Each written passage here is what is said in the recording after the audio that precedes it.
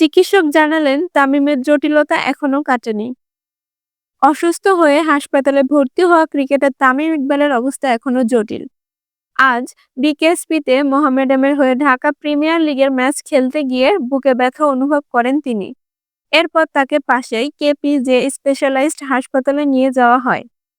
হার্টে ব্লক ধরা পড়ার পর রিং পরানো হলেও জটিলতা এখনো কাটেনি বলে জানিয়েছেন হাসপাতালটির চিকিৎসক বিষয়ক পরিচালক রাজীব হোসেন। তামিমের চিকিৎসার সর্বশেষ অবস্থা জানিয়ে দুপুরে সাংবাদিকদের রাজীব বলেন, যত ধরনের চিকিৎসা প্রয়োজন সবকিছুই করা হয়েছে। আল্লাহর রহমতে কন্ডিশনটা অনুকূলে আছে। উনার একটা হার্ট অ্যাটাক হয়েছে।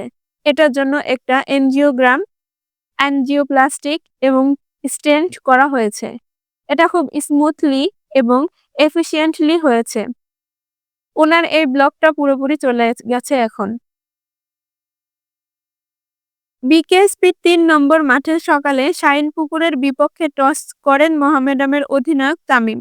এরপর অসুস্থ অনুভব করলে বিকেএসপিতে প্রাথমিক চিকিৎসা দেওয়া হয়। পরে তাকে হাসপাতালে আনলে ব্লক ধরা পড়ে। কেপিজে স্পেশালাইজড হাসপাতালে কার্ডিওলজিস্ট মনিরুজ্জামান মারুফের তত্ত্বাবধানে তার ব্লক সারানো হয়। তবে এখনো পুরোপুরি জটিলতা কাটেনি বলে জানান ডক্টর রাজীব। একটু ক্রিটিক্যাল কন্ডিশনে ছিল তিনি। স্টেন্ট বসানোর পর তিনি অবজারভেশনে আছেন। ক্রিটিক্যাল কন্ডিশন এখনো কাটেনি, একটি সময় লাগবে। তবে সবার কাছে দোয়া চেয়ে তামিমকে নিয়ে আসার কথা শুনিয়েছেন চিকিৎসক।